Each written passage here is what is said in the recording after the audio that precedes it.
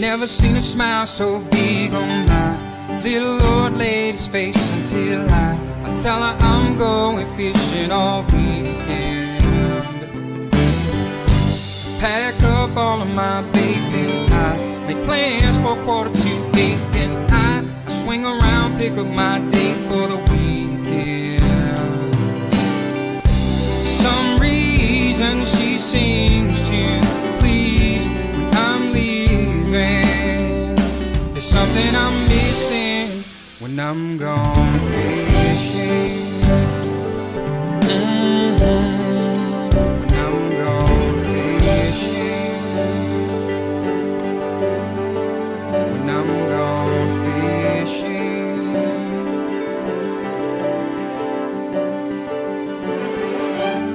Yeah, baby.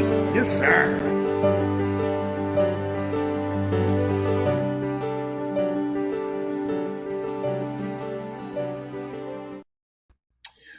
Well, Jeremy, you're 100%.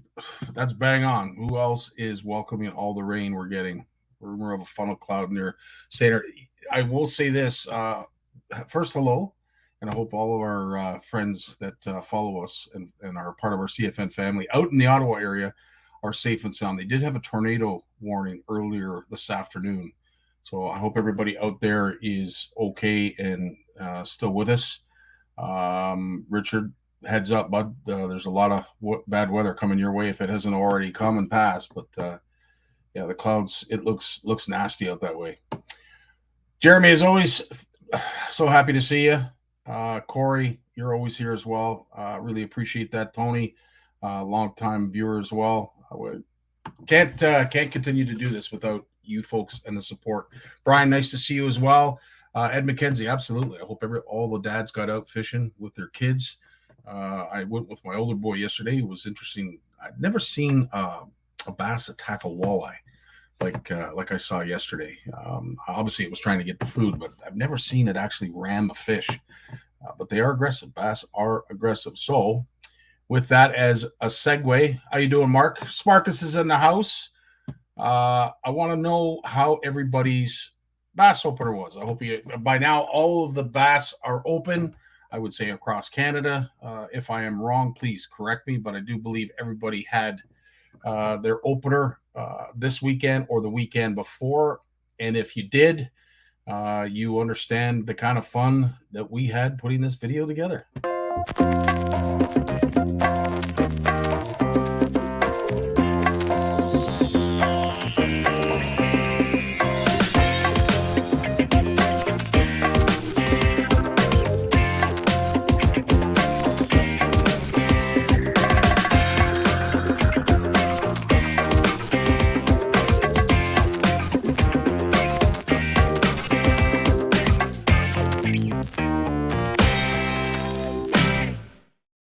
So I am hoping that your bass opener, the bass cooperated. They were hungry and active.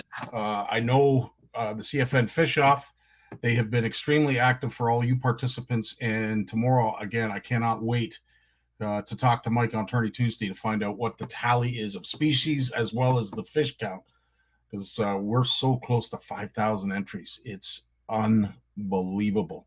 But yeah, very, very cool.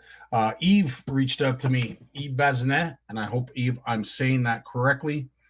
He reached out to me on the weekend. This is a sad story. Gentleman by the name of Alan Bergeron.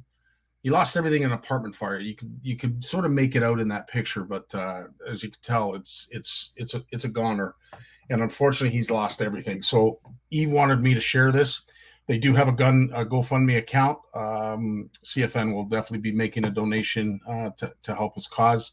But anybody else that has some extra money lying around, he's a fellow CFNer, and he's without anything right now. So we wish Alan all the best. Thanks, Eve, for bringing it to our attention. But some sad times there, some tough times ahead for Alan. So if we can help out, really appreciate you CFNers doing so. Obviously, it would not be a CFN Live without making at least a small announcement about our CFN and OFC Nation retreats. So first goes first, and that, of course, if you guys are looking to catch a lot of fish, go to a location that has a lot of fish. That's a good idea. That's the best idea I've ever come up with. Good word of advice. I need a Nobel Peace Prize for that.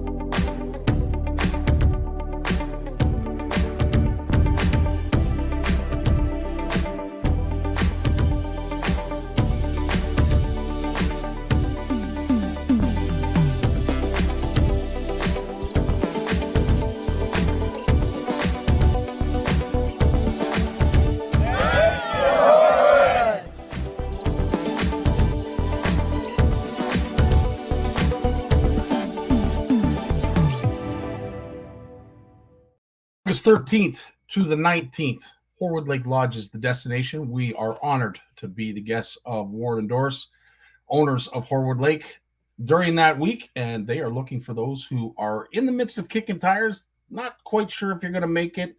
Book it. Just get your butt booked in a bed, and we'd love to see you there. As I said, there's still room available at Horwood, but our OFC Nation retreat, from what I have heard from Tracy, is really starting to book up. So if you are not available in August, we'd love to see you September 22nd to the 24th, to be more specific, at Camp McIntosh. Where are you going, Don? Camp McIntosh. Yeah, baby.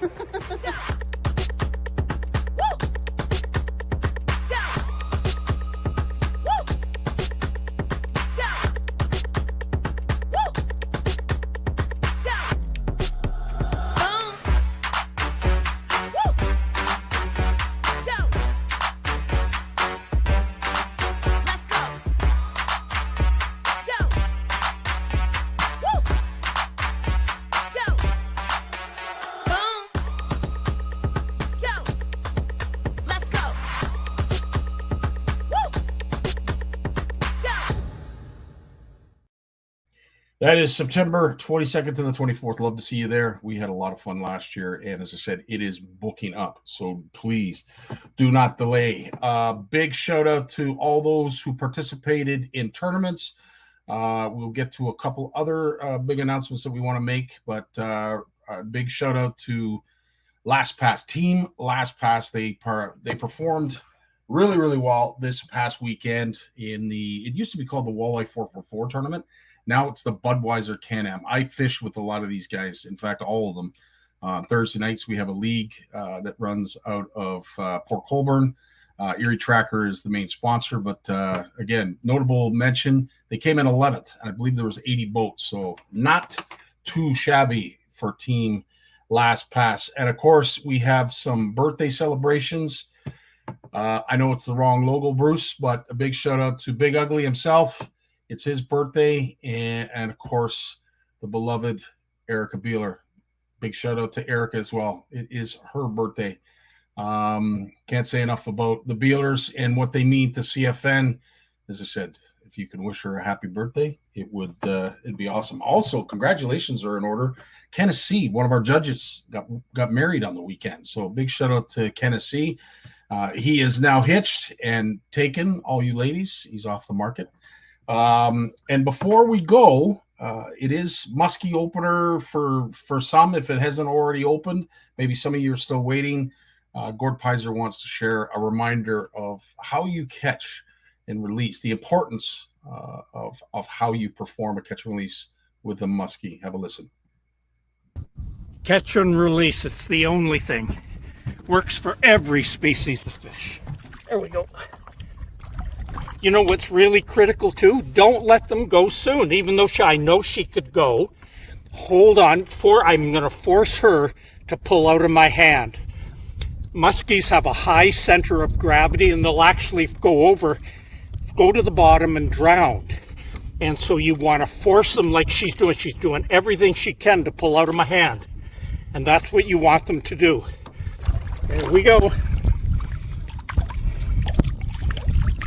So cool. Right on, Gord. Great reminder for all those who love practicing catch and release, especially when it comes to muskie. It is important to make sure that they take that breath, that they're able to keep themselves upright, and that they swim away from you. So thanks for that, Gord. Big Jim, he's up next right after this.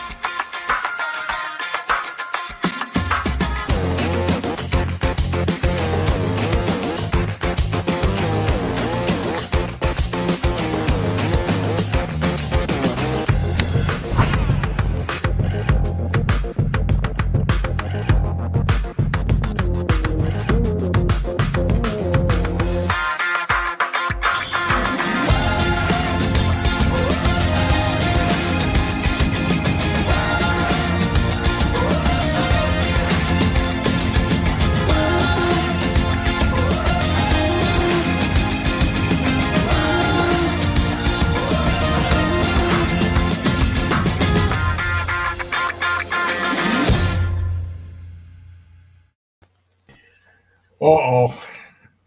What's going on in the McLAUGHLIN household? I got the air conditioning on the last.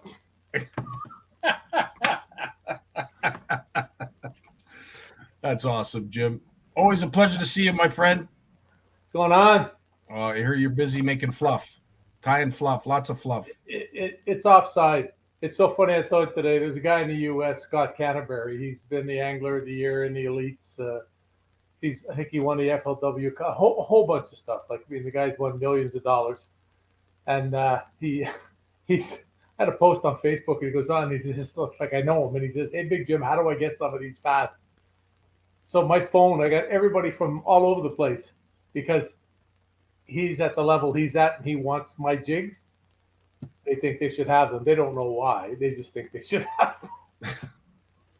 Amen. I had one guy message me, and he told me, he said, "Yeah, I've never fished with that stuff, but if Scott's doing it, I need to."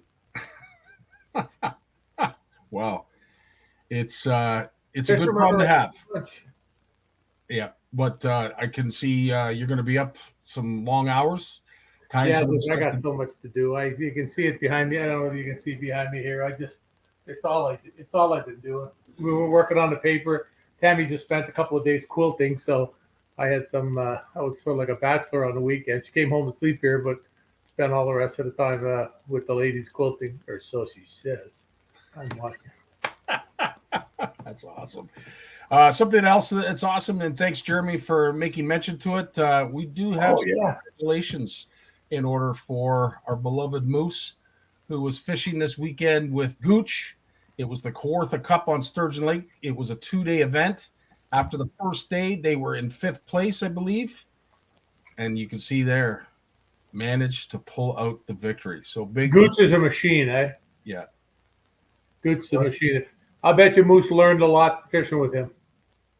100%. 100%. Yeah. Yeah, they're two gems. Two gems. I was so happy when I heard Moose won. Like I'm happy for Gooch too, Yeah, but it's just cool for Moose to get to experience something like that, you know? 100%. Yeah. 100%. No, it's awesome to see, and as I said, couldn't have happened to two better people, in my opinion, in this industry, and we are blessed to have them with us. Jim, I also wanted to share something with you. I wanted your take. Maybe something like this has happened in the past. I saw it this week, and I thought, you know what? Let's hear a Jim McLAUGHLIN story. I could take him. Bet you I got more trophies than him. Mother. Dude, I know what he did. Son of Did you see that? I ain't got enough jigs for that. No, we don't. None of us have enough jigs for that. Jim, you have to have something similar. In all the years of fishing, I started off being a walleye fisherman, dragging Lindy rigs and all that stuff. It's what I did, and the number of times that you fish in the Ottawa River and you break off a bucktail jig or a ball head or whatever, you know, yeah, you got to retie. The number of times that I had done I've done it twice in a day probably. Where you bite. That's why I used to have a V in my tooth. Remember that? Yeah. Then I went and got it because I used to bite the line. I actually had a V in my tooth. And I went to the dentist one day and I said, "Can we get rid of this?" And I don't know, he did some stuff on it there. He built it up. So I saw Luke Gerard was just on there. He retired today. That's cool. You know what? And I'm so glad you mentioned that about your tooth, because you're right. Yeah. I never even thought to ask, but wow. Needless to say, that one video that we had that we've shared when Mercer was on here, and that rod going out the back of the boat, that was a funny video, funny story. 100% legit too. No games there. No, we had seen the muskie 2 or 3 times about 20 minutes before. 20 minutes maybe, half hour. We had seen it was chasing fish to the boat and then it was gone, as happens. You know, you move 50 yards down the bank and he goes back to his log under the water. He's laying beside looking for a snack at the time or whatever. Yeah. And then I guess it could have been another one, could have been the same one. And all of a sudden, kazoom, there it is. It's gone. But yeah, 100%. Speaking of muskie, we shared this video before we came to you from our good buddy Gord. In all your years that you've targeted muskie, how important is what Gord's message is to anglers? Oh, it's just primo, because about their center of gravity is way off. So if you don't hold them, they want to flip upside down, right? Yeah. And when they're weak, but as soon as they get their momentum back, they'll take off there. That's good to see Gord doing that, and even more so than just practicing it as an angler is talking about it, because until you know these things, you don't know. Like 30 years ago, I didn't know that a muskie. See, he's still having a little bit of trouble there, but he'd be gone. I've seen a lot of them go away like that. Yeah, and that's just a little guy, and it's so much more. I've seen Mark Thorpe stand in the St. Lawrence River for half an hour holding a fish into the current after you caught it and let it, and it was going to be released. He'd get out of the boat and be hanging on the boat in the rapids and whatever, or not rapids, but the current on the sandbars, because they fish the edge of the sand. He'd go up on top of the sandbar, so put the motor down so it catches in the sand, and get out and hold the fish into the current. Right. Sure to show. And some of these fish I've seen Mark do that with are giant fish. They're fish that are, on a scale would be over 40 pounds. And like I say, the biggest one he ever caught, the one that I saw that we caught together that day, he catches them all. He's the guy's a wizard, and you just go wind some in with him sometimes. But he didn't even want to take it out of the net. Is that right? Wouldn't even take it out of the net. And he looked at me. I said, "The one you grab a couple of quick pictures." He said, "Oh, it's too hot today. It was like 90 degrees." He said, "It's too hot." And she's good. She still had her color. She was upright on her own in the net. She had no problem. So why mess with her? I agree, and I for one, I guess I'm a little apprehensive to target muskie. One, obviously, I can't afford some of the gear that's required, but I'm always concerned. It's always great to catch big walleye, but I'm always making sure, like I have that anxiety that please swim away, that I don't know if I'd be able to deal with that with the muskie, because again, Jim, you talk about the lactic acid, and when you see these pictures that we do the edits on, and you see all the redness in their fins, I'm so concerned that these fish are not going to be able to See, revive. that's something that people don't realize when they see these muskies being held or even mounted. That red is a telltale sign that they may not survive, because when you hooked them, they were not red like that. Mm-hmm. That's lactic acid, and that's how quick it builds up. And that's why people say, "Oh, I'm a sportsman. I fish for muskie with 10-pound tens, test line." Well, you're an asshole if you go out and target them doing that, because you're almost every fish you catch, you're going to kill, because they're skidding around the boat for 10 minutes, 15 minutes, and that's why you see the guys out the, 85, 100-pound braid. Muskies aren't so tough on 100-pound braid, eh? No, and 10-pound fluorocarbon, they'll swim around the boat for an hour. I'm glad we don't see it anymore, but it was becoming very popular on more so Instagram and TikTok with the Barbie and Spider-Man rods. Folks trying to go out and catch some of the biggest fish they've ever caught with these rinky-dink rods. No offense to those who make them. It's just, if you're targeting sturgeon, muskie, or any other fish that is large and takes a long time to revive, as it is, the last thing you want to be doing is fighting it with something ridiculously small and not suited. I liken it to, watch a heavyweight fight with two guys the size of me, and they fight for 10 rounds, and watch them in the corner with the towels, and the guys are dying. And there's two little guys that are lightweights. They fought for 10. They're in the corner.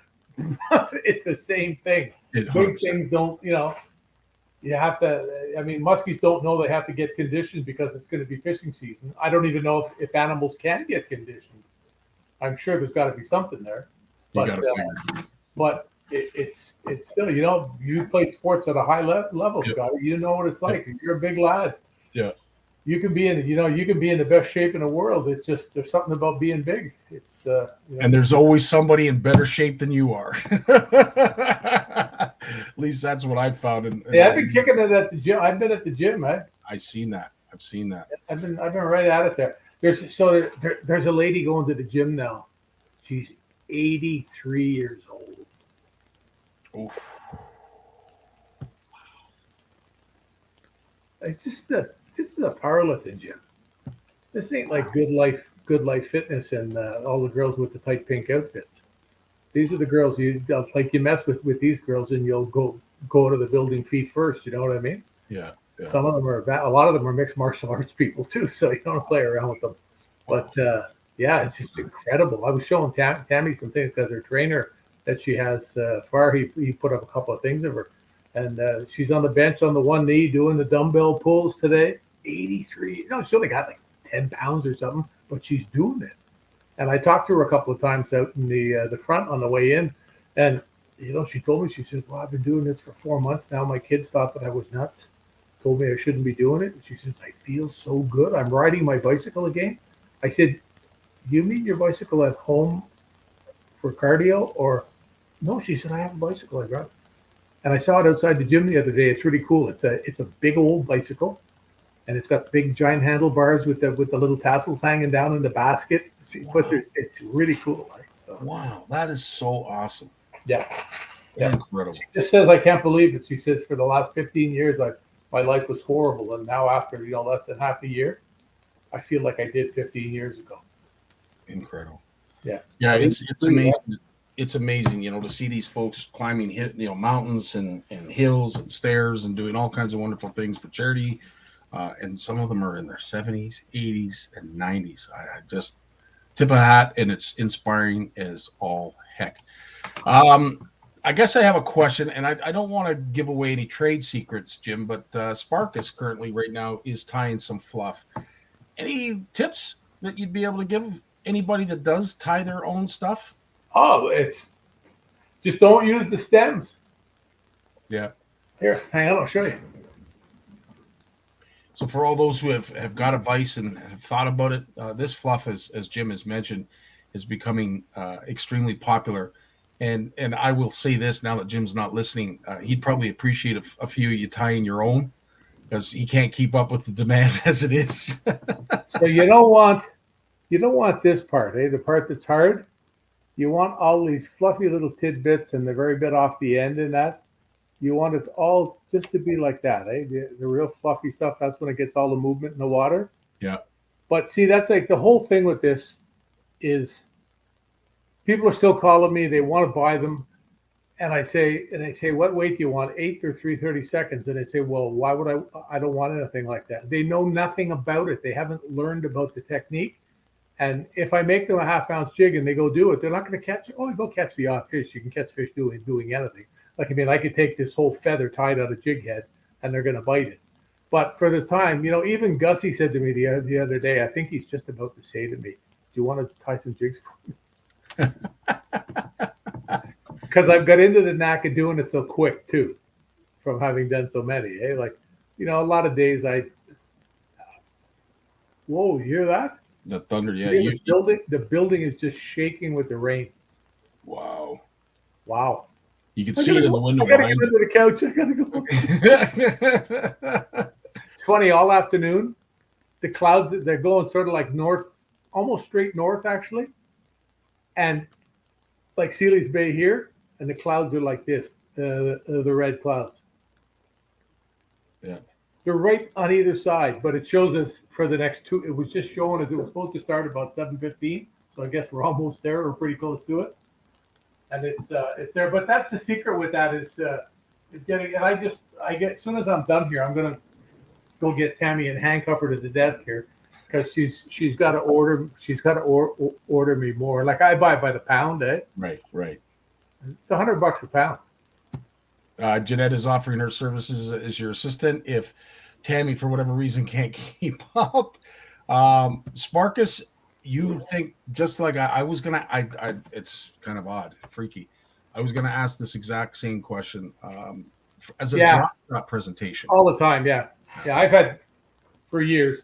I've had several guys from Toronto, you know, call me up and get like 50. And they use it on a drop shot. It just allows them to present it, you know, really close to the bottom with a drop shot rig. Because that's the secret with these jigs is to have it. It's usually a shallow water deal, and almost a sight fishing thing. But you don't jig it, you don't move it. You just reel it dead slow, and you want to just keep it just off the bottom. And there's something about it. Like the guy sent me that picture of the largemouth he caught in Alabama. It was 11 pounds, 13 ounces. Oh, on one of my jigs. You know, I got a picture on the weekend of a 712 and a 7.7. Wow. Yeah. And then my buddy Craig sent me a picture just last night. He picked a bunch up for me. He didn't have mine. He was getting them from somebody else. And he sent me a picture. Where is it? I won't be able to find it because I'm looking for it, eh? And while you're looking for it, Jim, I have to ask, what in your best, I don't know even what your best opinion, what does it represent? What is it, a fleeing minnow? What is the fluff? I don't even begin to want to figure it out. I don't want to begin to figure it out. Wow, 5'7". So yeah, so like Craig sent this picture over to me, and there's one of the ones he got on the weekend on mine. Oof. Yeah. Wow. Absolute giants. That one was, I think he said, was 6'6". So if you want to get an idea how big a smallmouth mouth can get with a jig in it, you know. Wow. They're just giant fish, and there's something about it. They just eat it. They just eat it. I've seen so many days where I'm throwing it and I can see the fish, and you reel spy bait through them. You got a drop shot, and you go, okay. You pick up the fluff, you throw it past them, and you're just gently winding it back, and they just turn and go. They just come and eat it, like, you know. Yeah. Like all the pictures I posted the Johnson brothers out here on the St. Lawrence here. You know, the camera's looking over their shoulder and they're scooping the fish the way they do under the belly, and they're bringing it up, and I always circle my jig in the mouth. Yeah. So Jay, that's exactly what I would have thought. It would resemble more of a leech. But yeah, it's. I don't think so, because there's just something to it. It just, everything eats it too. Like, I mean, everything eats it. I mean, fish will eat leeches too. There's no doubt about that. It's a great live bait. Mhm. But I've seen a lot of days where I'm fishing with a live leech, and you really pass. You know, you can see the fish and they're not biting it. You know what I'm saying? Mhm. How many times have you walleye fished with leeches? You see all the fish down there and they won't bite it. True. True. But you get a fluff. And fluff isn't meant to be fished in deep water. That's not what the technique is about. Guys are branching it out and doing different things, like we're talking about the hook with the drop shot and that, you know.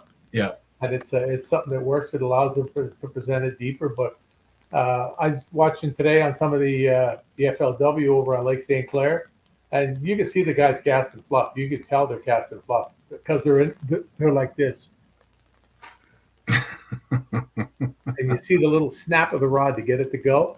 Yeah. The tip has to be really light and everything. The rod's got to be a medium light rod, and they put it over there. And as soon as they start to reel, the fish eat it. You know. What's a good? What's that, Scotty? What would be a good rod from Shimano that you would use for fluff? Anything in a medium light. Okay. 7.76. Yeah. Anything in a medium light. The old X Pride 270L or ML. There, you know. And I actually got one just out of curiosity. Oh no, it was back ordered because I got a. I did. Ouch. Knock myself out. Oh, that was my new crankbait rod, my new Zodius one. Nice. Like that. I got one of the Zodius ones, but with really light tip. But I know you can't tell here, but you can see the rod, and that's what you need. You need a rod that has a lot of give in it. One thing, because of the light line in the fish, you need to have that. And this is what's the number on it?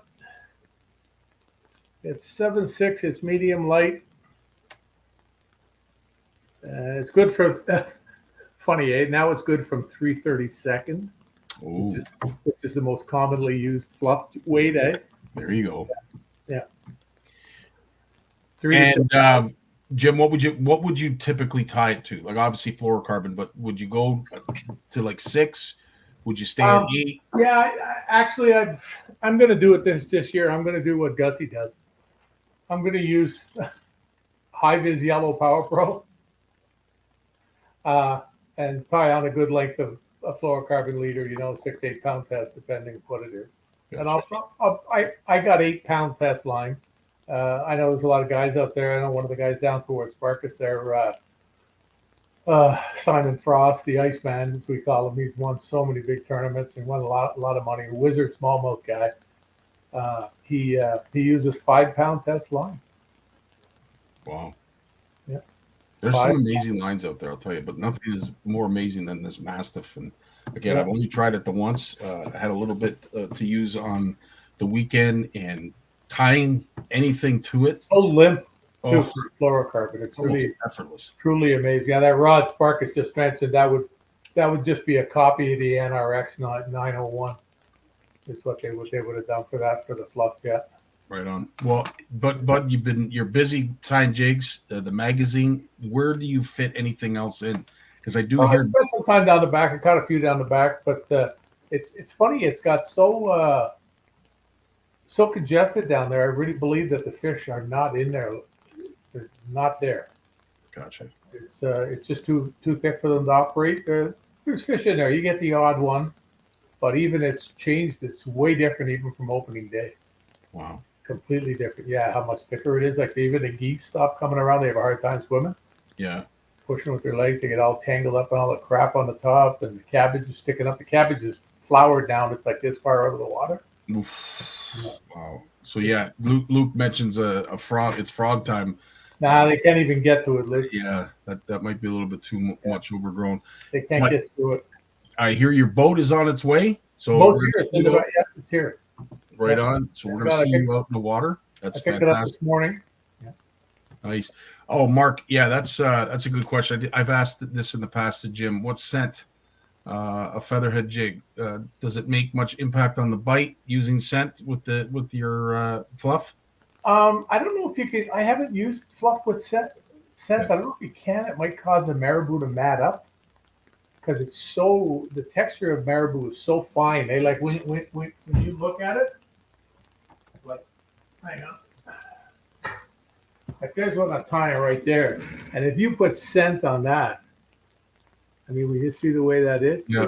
It'll probably just gum it all Gum up. it up. Okay. Good Yeah, to I know. would doubt it. Every once in a while, you have a few people looking for avocado. They want something different. Like I told you about the Johnson boys, they ordered 120 black and 20 avocado. Avocado. And I said, how did you make out with the avocado? We never even opened it. Wow. It's it's just to have. It's black works, but it's a phenomenon. It works, but you have to do it to see a difference. You have to know where you're doing it and what you're doing, and have the right gear. And if you don't, you're not going to be as successful. It's just like anything else in fishing. You have to do it right. You have to have the knowledge to go with it. The biggest problem with people fishing is they're not fishing where the fish are. That's 3/4 of the thing. And if you aren't where the fish are, I don't care if you have a Stella. I don't care if you have 10 Stellas and NRXs. You can't catch fish if they're not there. Kind of makes sense. That's about as straightforward as it gets. It's like a little thing that they have about, I'll give you a piece of advice. Yeah. There's a lot of fish. Yes. Yeah. Look what I got. I got some more of these, the little embers in. Oh, wow. They're so small. You can see the flash boost through them. I don't know whether you can see it. That's a killer walleye. That screams walleye. There, look. Hey, look. You can see the flash boost. See it? Wow. That little piece of stuff that moves back and forth on the screen. You can see it vibrating back and forth. Unbelievable. Yeah. But this thing is really small. You can see it. It's just like it's the length of Yeah. My fingers are pretty big, but it's just the length of a. What do they say it is? I think it's like 2 2.25 inches. So Wow. it's not a very big bait, but man, oh man, I can't wait to throw it. That's one I may have to throw on a spinning rod actually. Yeah. Fun. Yeah. George has a great still professional. I'll figure it out. George has a great question, and I have to say, and I say this only because I started using hair jigs for the first time in a little place that I fish frequently, and the fish went crazy. After about 3 years, it wasn't as hot of a bait as it once was. You probably didn't use it as much either. So there's that. And look at Ricky Clun. What's he won his last two tournaments doing? Yeah. Throwing a spinner bait. So as George has asked here, do you think once this technique goes full mainstream, will it still be as effective as it is now? If it's done properly, yes.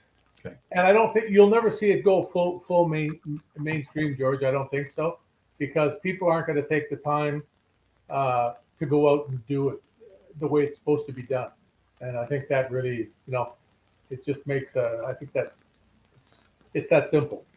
It's one of those things. It's like crankbaiting, and it's See, he says he used a fluff Ned rig. Now, do you mean just hair, or did you have the hair jig with a piece of plastic in the middle for weight to cast it? And people say, I have to add the weight to it to cast it. Well, why don't you just buy an 1/8 ounce instead of a 3/32? Instead of putting a big chunk of bulky plastic underneath, which gets in the way. See, the thing about the fluff jigs too is that every fish that bites it, you hook. You may not get everyone in the boat, but I don't think I've ever set the hook on a fluff and not hooked the fish. Good to know. Oh. Ever. I don't think ever. I've had them jump and get off. That happens. Yeah. They shake their head right. But that's why we use the smaller hooks. Like the top end hook we'd use would be a 1/0. Most of the time it's ones the Johnsons want 2. Smaller number 2 hook is. Yeah. I have people buy them and then they call me and say, "Hey, I'm not fishing for crappies, for God's sake." Like they get upset. And I explained to them, like I try to be as polite as I can with, well, if you knew what you were doing, you'd know that that's what you need. That's what it is that works. That's all part of the technique. Yeah? But it's something that when like the way the Sluggo has gone. Yeah. You know why it's so successful? Mm-hmm. Because anybody will chuck a Sluggo anywhere and the fish will eat it. Yeah. You can't chuck a fluff into the weed bed. I can't go down the back and throw the fluff in the weeds. Most guys can't cast them. They don't have the right rod.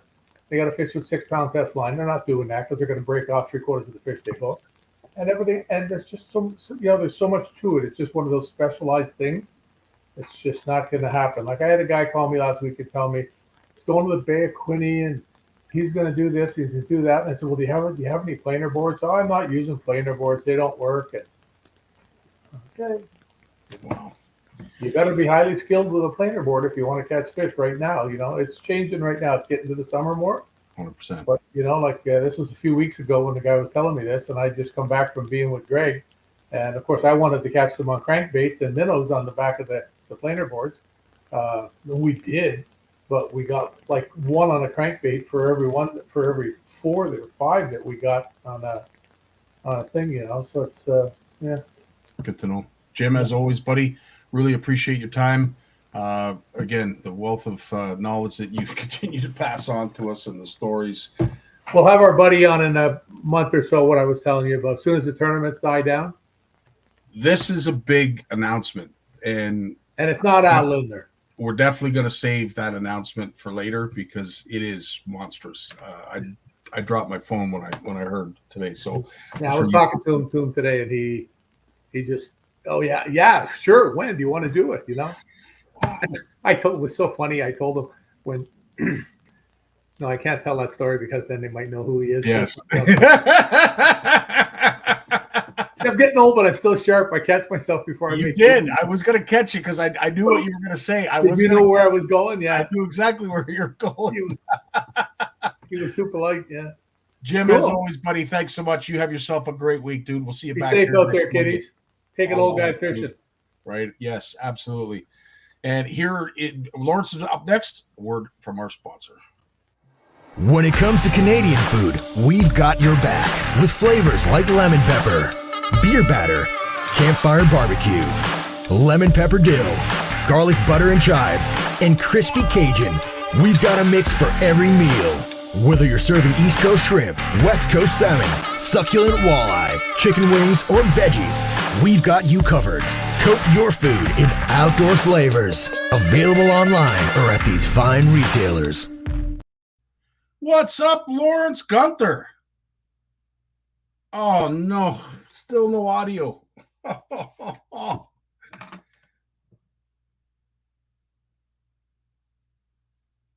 Hopefully this is just momentary. Just a small little hiccup. No, still can't hear you. Oh, boy. Oh, boy. And Lawrence has lots to talk about tonight, too. So this is terrible.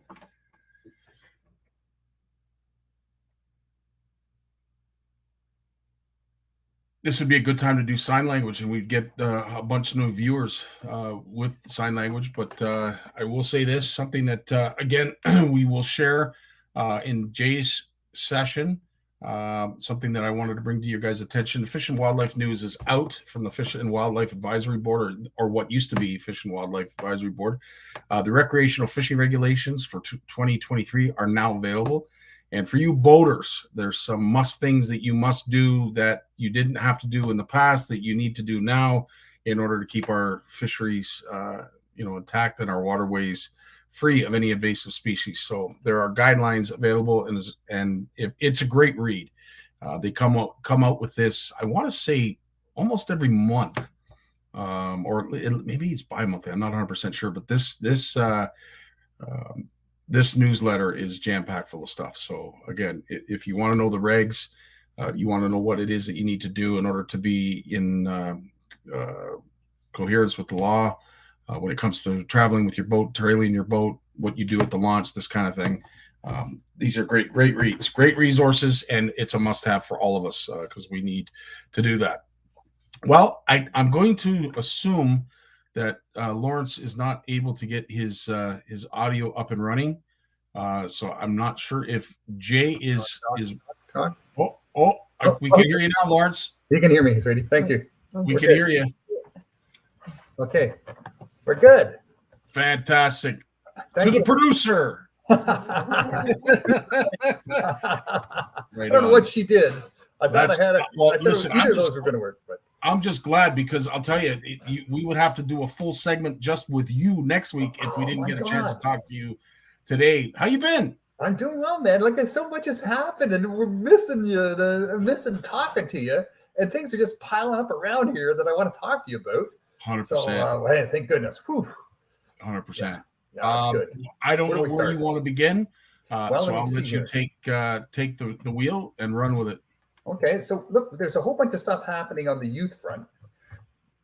So on June 10th, we had our thing at the Ontario Power Generation in Cornwall. We had 165 kids show up for that, for the Get Ready for Fishing. Well, Alberta Conservation Association, they held something in Saskatchewan. Good for Alberta Conservation Association. They had 400 kids show up. Nice. That's pretty decent, eh? Yeah. Skeena Wild has been keeping tabs on what's going on, and they run an educational program. They're expanding that now to have a youth program to inspire and educate young people around outdoors and fishing and fish.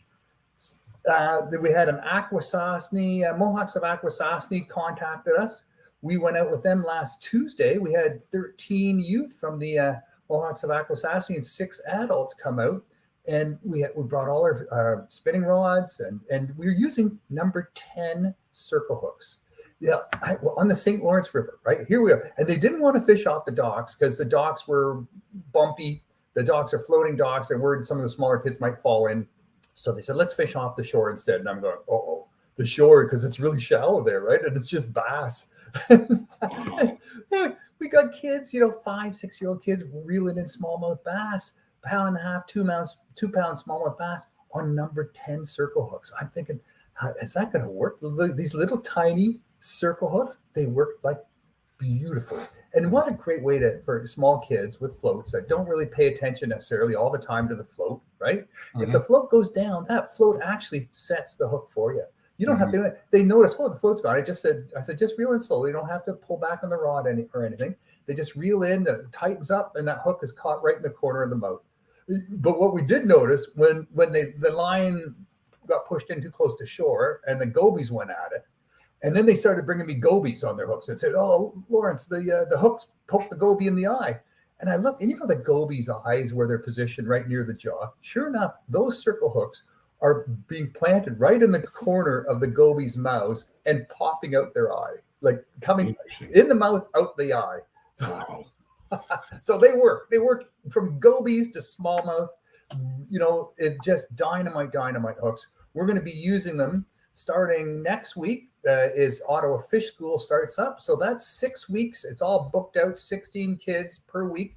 The kids come for 5 days of fishing instruction. Bluefish Canada will be there for a whole week offering instruction, a whole day every week to these young people. And we're going to be teaching them how to use circle hooks. That's one of the other things. The other thing we're teaching them how to do is we're partnered with the Water Rangers, and they look at that. Do you like that? Wow. They put our logo on. These are water testing kits. So inside here, there's everything you need to test the oxygen level, the pH level.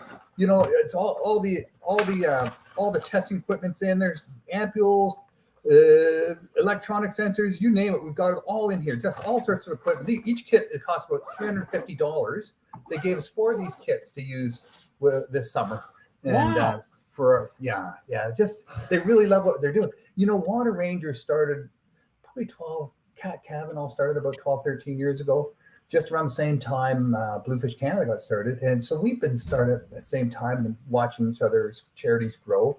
And we've been talking about, we got to collaborate. You do water testing, I do fish health and fishing, and there's so much overlap. So we're going to we're going to take all the lessons from this summer and a bunch of local knowledge, traditional knowledge, science, and we're going to revamp her manual for these water testing kits, and we're going to introduce a lot of fish health and fish information in there. So what do you need to know if you're interested in fishing? What do you want to be testing for? And, so my question then would be: is there somewhere that they can share this information with? Like, do they share it with the MNR? Or yeah, it's all on a database, and you can upload it. They'll upload it for you, and or you can upload it yourself, and then it's all shared to anyone. So there's no location stuff in terms of you're not talking about your catches. It's not talking about your fish catches. Just about the water quality. Yeah. So if there's no oxygen at certain times of the year, and you test these water bodies every year. And I said, I said, look, we have all these tournament organizations, these small local tournament fishing clubs. They go to the same bodies of water over and over again every year at the same time, same bodies of water. They just rinse, repeat, and it's a if it works, why change it? But that's perfect if you're collecting samples, because you're showing up at the same body of water, you're showing up at the same time of year, you're collecting samples, and then you can look back over time and see what's changing. Is it staying the same? Is it dropping? Is it rising? And you can start to look at, here's a dangerous trend, or here's a really positive trend. I wonder what's happening here, and start to investigate that sort of thing. And they're like cottage associations have been doing this for many, many years, quite often. And then it's just one person in the association, and he collects all the data and it's stored in his boathouse. And then, if he dies or she dies and they sell the cottage or whatever, all that information can get lost. So they're uploading this stuff as well into the database at Water Rangers. So it's a real Canadian success story, Water Rangers. We're really, really happy to be that is part absolutely of that. awesome to hear. That is really awesome. Yeah. It seems as if Corey's mentioning that out his way in Oregon, you can go to any local hardware store and pick up water testing kits. So it sounds like we might be just a little bit behind the times. Akwesasne, are they still growing out perch? You know what? The perch, the weed beds around St. Lawrence and St. Francis are really diminishing. And they're diminishing because the nutrient level in the St. Lawrence River is going down, because our sewage treatment facilities are getting way more effective.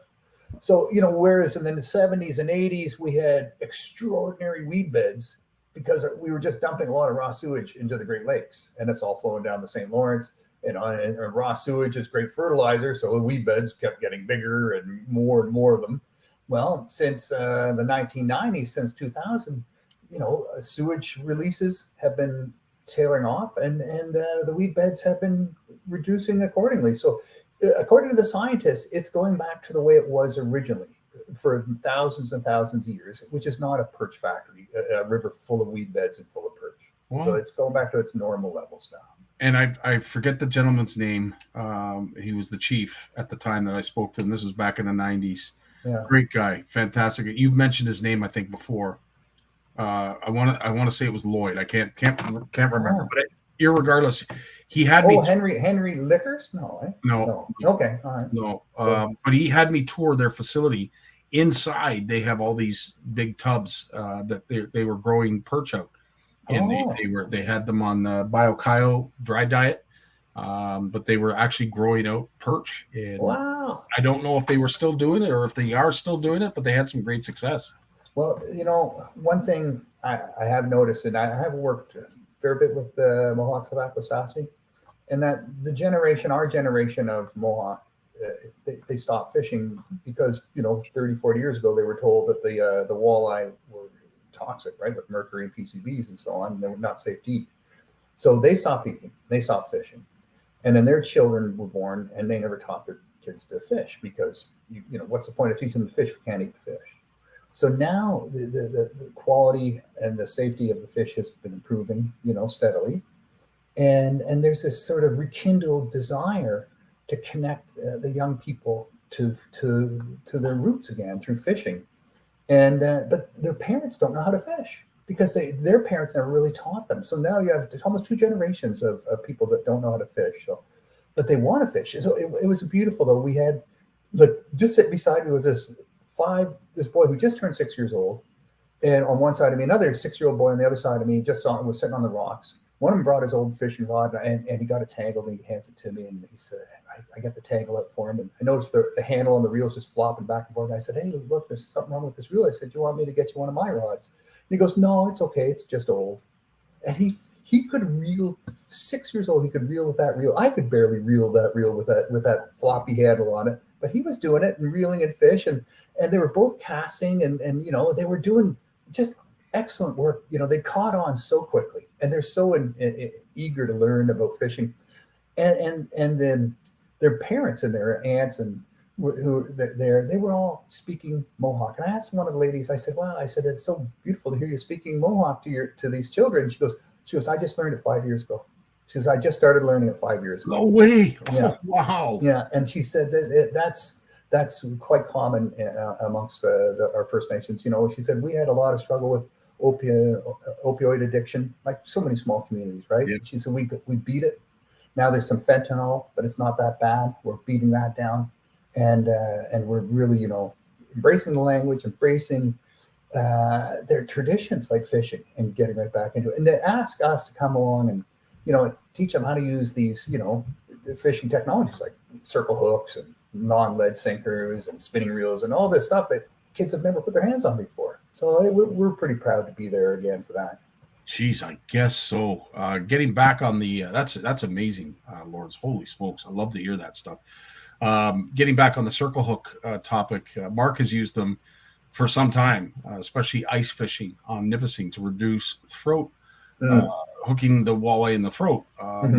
There's a catfish. They're famous for catfish. Is there any species that you wouldn't recommend using a circle hook? Well, there's a kayak fisherman in out of Toronto. He fishes 1,000 islands, and he came to me at a show and he said, Lawrence, he said, you got to tell people that, you know, a 3/0 circle hook, non-offset with a wacky rig Senko is the best way to catch bass on a kayak, because you don't have to load up and set the hook. And you know, it's that loading up, setting the hook that can often flip you out of the boat, right? Especially if you're not heavy like me, yeah, because you just, you know, you get excited and you think you're in a boat or you're on the shore and you forget where you are and you set the hook and poof, over you go.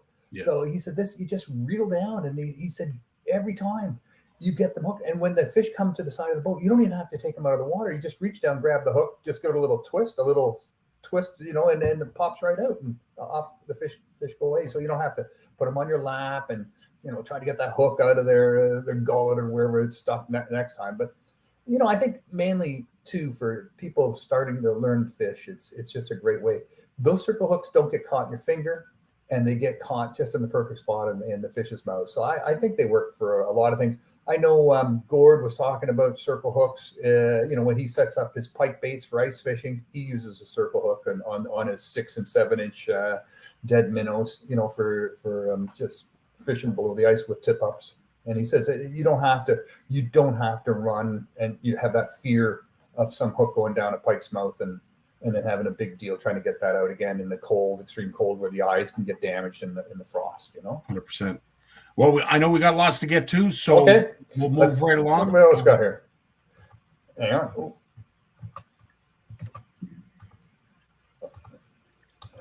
Okay. Oh yeah, here's something interesting. So the American Congress is passing legislation to fund the National Oceanic and Atmospheric Administration to teach kids to fish.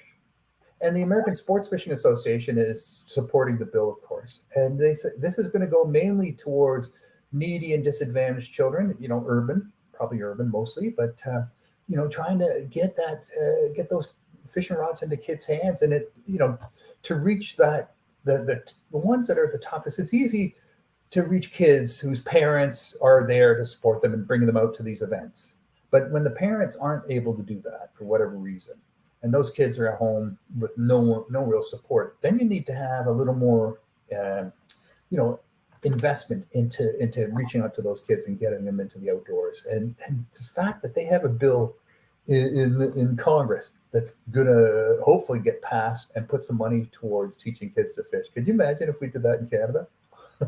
Wouldn't that be nice? Yeah, and you know, right now it's done through volunteers, and I'm happy to say part of the Next Gen initiative that is bringing, exactly as you said, a bunch of kids that are at risk, maybe haven't had a great upbringing, maybe they don't even know who their parents are. I mean, all walks of life, let's just say that.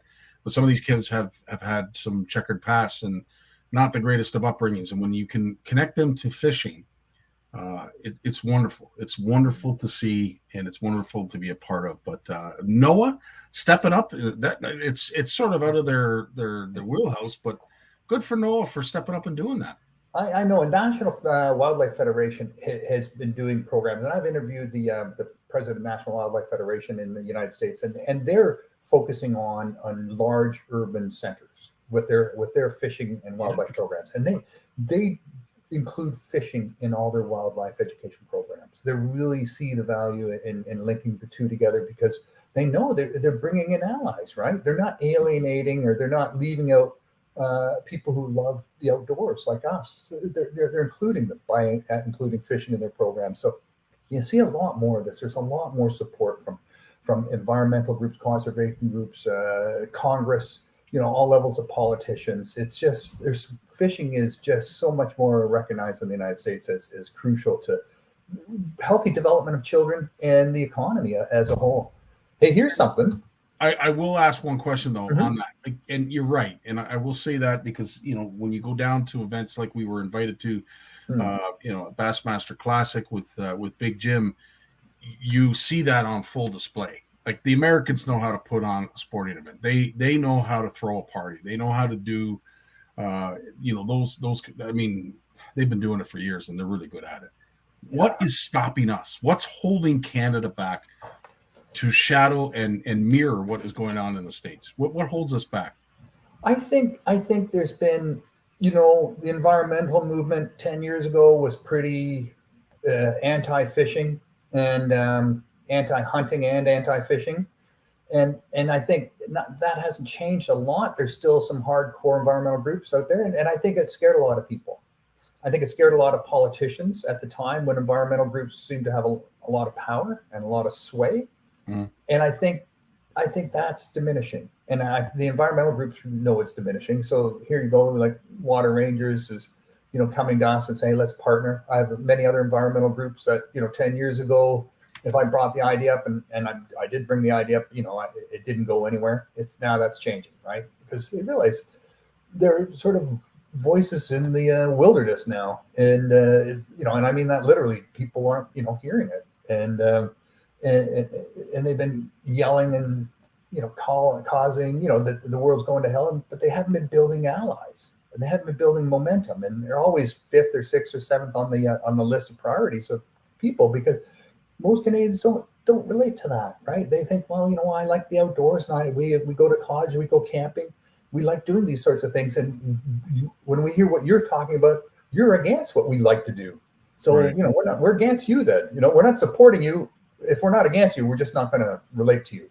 So I think that's starting to change now, but it's going to take a little while longer and more of this connection. And, one thing that's sort of throwing a wrench into the gears right now is a big push by environmental groups to promote Indigenous communities as the legitimate managers and owners of nature. And hear David Suzuki saying that all the time, that we colonialists and government should just get out of it, and we should just turn over responsibility to First Nations communities to look after the nature. They have the history, they have the traditional knowledge, and they have the rights, and all of that is true. But what we're seeing is that they're almost being played by First Nation communities who are absolutely desperate to get the rights to manage their land back. And they'll get it, and wherever the opportunities arise, and however they arise, they'll take advantage of that. And why wouldn't they? But it's not going to work out well for the rest of Canadians. Where like I see this on the Ottawa River and the Ottawa River Keeper, and whenever they have meetings, stakeholder meetings, and they want to gather knowledge, there are always some First Nations people saying, just best thing for you guys to do is just walk away. We'll take care of it. This is our river, and the Ottawa River Keeper's political position is this river belongs to all of us. So this is sort of the arguments we're hearing now. Do the lakes and rivers belong to all of us, or do they belong just to the First Nations communities? And when the environmental groups feel that they can somehow advance, their climate change and biodiversity loss agendas by supporting First Nations communities to secure exclusive rights over not only sensitive areas of our lakes and rivers and lands and forests and so forth, but all of their lands and lakes and rivers, then it's problematic because we're seeing this sort of, again, a lot of Canadians just saying, well, that doesn't relate to me. And you know what, that sort of, I find that a little bit scary because we're going to lose out on these places where we used to love to go, our hunt camps, our fishing camps, our, we're gonna lose access to those properties and those lands and rivers, and so there's a bunch of fear that's happening, and it's problematic. I think it's noble in some senses, but it's also problematic in other senses. Well, listen, you've done a great job sort of dancing around that issue, which is extremely flammable. We are. It'll blow up in your face, and you've done a great job walking around it, because it's I don't even want to touch that with a 10-foot pole. No, and I could so easily be just trounced, and I know there's people out there that won't talk to me for some of the things I say, but there's a lot of people that come up to me and will talk to me, and sometimes from surprising corners from the conservation movement who see things. People who get outside and see things realize that this is going to take all of us working together, and it's not just we can't just leave it up to one group. It's going to take all of us working together and sharing and sharing knowledge and sharing responsibility. Hey, Great. Here's something that get off. Sorry, Lawrence, just before you go on, great segue into that. Sonia mentioned it earlier in the comments, but TUFA is looking for volunteers this weekend to do exactly what you are suggesting that we do. Pass that knowledge on to the young kids. July 8th and 9th at Topham. That's Topham Pond, I believe. I hope I'm saying that right. And Lake Aquitaine out in Mississauga. Kids from 8 to 2 will be fishing and are going to be looking for any kind of advice, help, or knowledge. So reach out to TUFA or Sonia and find out where you can go to help pass on this passion of fishing. Go ahead. Go ahead. Yeah, go with the circle hooks. Go with the number 10 non-offset circle hooks and get those kids. And none of those panfish will have any hooks in their throats, because I think that can be a real turnoff for a young kid when they see you trying to wrestle a jig out from the esophagus of some small fish, and there's blood, and then the fish, floats way upside down, and then a seagull comes down and swoops up and eats it. Yeah, 100%. But yeah. Hey, so the Art of Conservation Awards, sponsored by Bass Pro Shops Cabela. When you read the comments on this and how to register, it's always advertises, every state, but it's an international contest. And here's 3 Canadian young kids that won prizes. So I heard about this. Yeah. So they have to do an illustration of a fish, and then they move on to higher level competitions, and they win for their provinces or states, right? Yeah. So here's their winners. Jeannie Shu, grade 12, ocean fish category. Serena Wang, blue marlin.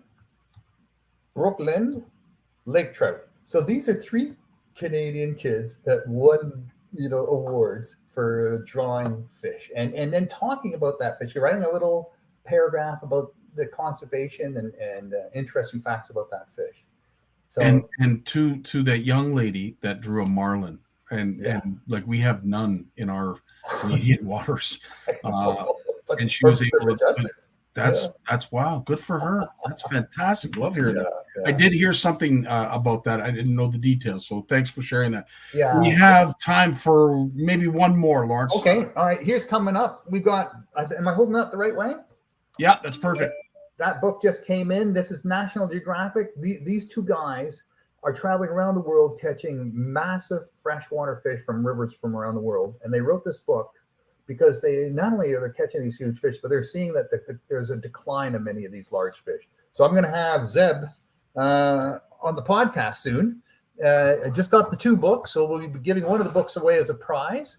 And as soon as we get Zeb online here and get the podcast recorded, I think this will be interesting. These guys love fishing. They love fishing for monster fish, and they've got some things to share on this one. And good news, bad news, but I think it's worth hearing. But they have to say they wrote a book about it, and they feel passionate about it. So let's give them an opportunity to have their voice heard. I can't wait to hear that podcast. Of course, that podcast and any other podcast, including this one right here, is available over at Bluefish Radio. You can Google it. You can. You said Alexa. You can just say to Alexa, "What's new on Bluefish Radio?" Yeah. So there's all kinds of opportunities and ways that you can read into and listen to these podcasts that Lawrence does with some very interesting and informative people. I know they're always about 25, 30 minutes, edited down. And so it's a quick listen. So you can do it while you're eating your lunch. Hey, speaking of fluff chucking spinning rods, I just got this one. This is a Shimano Poison Adrena. So it's got the monocoque butt. Mm-hmm. It's got the custom reel seat. It's got some beautiful guides. And look at this. Look at the tip on this thing. This is 6'10", and the tip, it's 1/16. It's good for 1/16. The power of this rod is a ultralight medium. I've never heard of an ultralight medium before. That's the power of this rod. Wow. An ultralight medium. So it's good from 1/16 to 3/8. And if you look at the main body of the rod, is definitely a powerful rod. So you could definitely bring in a 6-7 pound bass, right? But the tip section is just from the top third here, but especially the top quarter, it's just so thin. Like if you look at that, just the tip there, I don't know if you can see it against my shirt. Yeah. How thin that is. It's absolutely astonishing. So I matched it with a Vanford 2000. So basically the 2000 is a 1000 Vanford body with a larger spool. So you can spool up a little more line, because otherwise a 1000 you can't put a lot of line on there for these super long casts, right? So, but it also it's an ounce lighter than the Vanford 2500. So I thought, being such a light rod, I was expecting the rod to be much lighter in the body, but it's a very light rod, and there it's just bouncing on my finger right there. So and I've got 10-pound braid on here, 10-pound Shimano Power Pro braid on there. High vis, just like Jim is going to be doing. Yeah, high vis. Rods. Yeah, that's awesome. So this is my fluff chucker. Love it. I'm looking forward to getting it. I just got it. So I was out for the opening last weekend on a little lake, and I caught almost 40 bass on 5 different baits, 5 different techniques. And my biggest was 4 pounds, 2 ounces. So It was a happy day for me. Well done, buddy. Well, listen, as always, it's a happy day every time you spend some time with us every Monday, and what you bring to the show. Can't thank you enough. And of course, if you want to know a little bit more about Lawrence or Bluefish Canada or Bluefish Radio, that's the gent right there to reach out to. Google it, and there's even more information than what he shares here every Monday with us. But again, tip of the hat to you, Lawrence. Thanks so much for your time, buddy. Great to finally talk to you. My goodness, I'm so sorry about that. But dude, don't apologize. It is what it is, man. It is what it is. All these headsets were working good on Microsoft Teams and Zoom and Google Meet. All 3, no problem. And then all of a sudden, it just popped up with the StreamYard. I don't know why, but I can't get to the settings myself. So my wife, for whatever reason, the talking part of my computer doesn't work so well with that part. So, but anyways, problem solved. God bless your wife. God bless. Yeah, I know. You take care of yourself, Lawrence. Thanks again so much for spending yet another Monday night with us. And we have Jay BARNUCZ coming up after a word from his sponsor. The fear of failure is failure itself. The world of science rewards the ones who are willing to try and fail. Because without the courage to embrace failure, ideas remain ideas. But with that courage to fail and to learn, ideas can change the world. J-Dog is Hey, buddy. How you doing, buddy? So What's are you all happening? done your research and no. seining and no. Let's see. We are 1/3 the way through our season now. 2 months in, 4 months to go. Just taking a couple days vacay actually at home. Nice. Yeah. Wow. Figured it was 2 months of a field work, and that's a good time to take a few days off. So. Wow. Any big plans? No, it's a bit of a staycation. Like, dude, when you're on the road all the time, let's see. So today was the clean the garage dump run day. Okay. Tomorrow is pouring rain all day, so that's not really good for doing anything outside, although we did get some work done. And but Trevor finished school on Friday, so we're just waiting for the winds to get better to get out fishing. We're hoping to get out fishing Wednesday probably. Tomorrow's a write-off. Tomorrow's just windy and rainy all day. Yeah. And then I think Wednesday the winds are pretty gusty, but they're coming from the north. And I'm totally focused on catching big smallmouth right now. Like that's all I want to do right now. I do largemouth are fun too, but we're after big smallmouth. The whole talk about the hair jigs, that's been on my brain for about 2 weeks now. It's something I haven't done a lot of. I shared a link in the comments earlier. If you want to hear about hair jig fishing, that's a great episode of the Lure Lab. If you don't follow the Lure Lab on YouTube, I got no affiliation. They're a podcast that's part of what's called the Serious Angler podcast, and they do a lot of interviews with pros. But the Lure Lab, their episodes of the Lure Lab, they break down lures and like how to fish certain lures. So whether it's a flipping jig or a topwater, in that particular episode on the hair jig was just from like last week or week before, really explains the technique well. What Jim was talking about, where you're swimming the jig, you never actually let it touch the bottom. You never actually work it at all. You just basically just swim it towards you, slowly reeling it in. And the I forget the gentleman they interviewed, but he really talked about, and we talked about color, and I made a couple comments in that podcast, and I haven't tried this yet.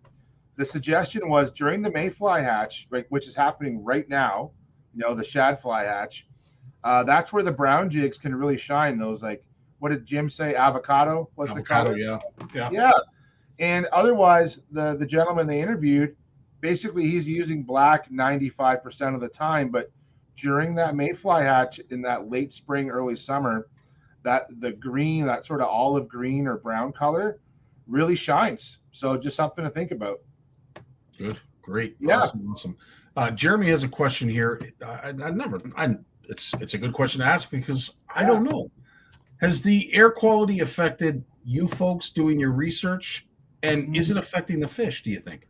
It's funny. So we've had a couple of staff that it really hits everyone different. This kind of stuff, I think people who have asthma or other kinds of breathing challenges, it hits them pretty hard. And we've had to have some discussions. I can think of not, where we've been working, it hasn't been too bad. But 2 weeks ago, when we were traveling around, like it smelled like campfire. We were traveling and we were working like in Dunnville and, of course, Burlington, and then up to Collingwood area in that same week. And everywhere I went, it was like burning. It's like nasty campfire smell. And now that particular week, we weren't doing a lot of heavy labor, so it wasn't too bad. But we had staff on other crews that needed to take some time. It was just a little too much. Like it's heavy grunt work. And that particular week, it was really hot, and you're exerting yourself. And so, yeah, it's really impacting our ability to do work. And a lot of my good colleagues that work for the ministry out of Peterborough area, I'm really connected well with the science folks out of Peterborough. Mm-hmm. And yeah, they have to really monitor it there. The air quality as you go north in Ontario gets much worse the closer you get to Quebec right now. So, and I expect I see the winds coming northwest again or northerly this week, and I expect the air quality to really drop again this week. And I don't know if you found this too, Scotty, but I found it when that campfire smoke is blowing around. It's warmer than it feels. Like I feel that I can almost feel that solar radiation, basically heating things up a little bit more than normal. It feels my temperature gauge outside when I'm working, it'll say 24 and it feels closer to 30 to me. So that's what I have been noticing. And again, how that affects, or at least how it could possibly affect fish, I'm not sure. But I'll tell you this. For a guy who can't take off his down winter jacket, and if you know what I'm talking about, I got you. You know what I'm saying. Oh, yeah. Anyway, I have noticed that sun is hot. the other phenomenon this year, like no other year before, is the level of humidity with a north wind. It's off the charts this year. I don't know what it is. A typical north wind is cool and fresh. It has been anything but. In fact, as you said about the smoke, it doesn't even smell like campfire. It smells like a house fire to me. Like you're right. Almost like a bit of a dumpster fire. I hate to say that, but like it smells pretty awful.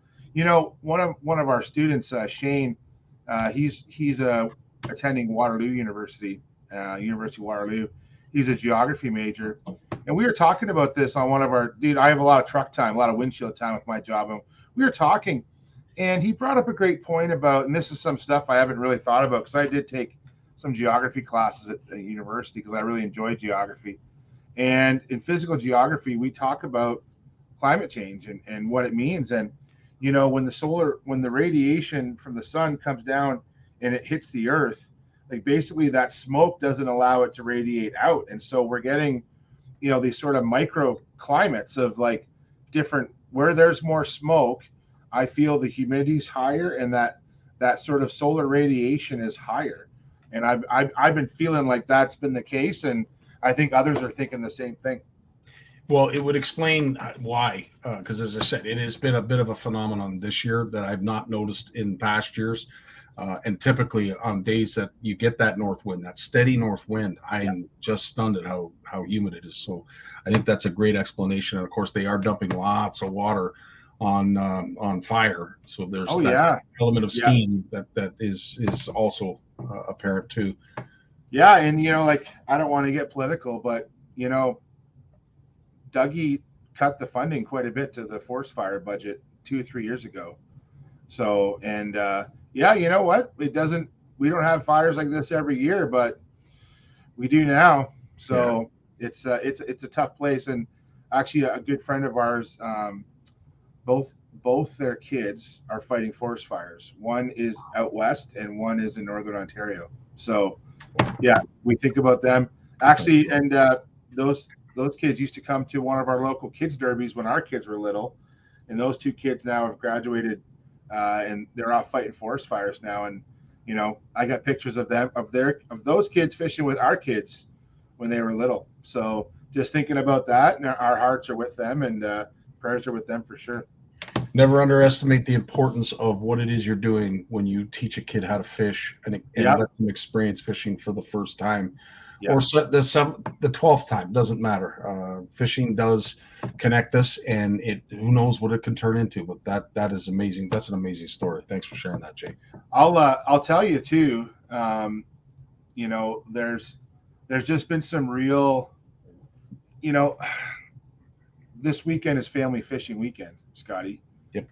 And it hasn't got a lot of hype this year. I'm not sure why. It really hasn't. But just a reminder, like just to get kids out fishing this past weekend, I was very lucky to be the weighmaster for the Long Point Bay Anglers Big Bass Derby.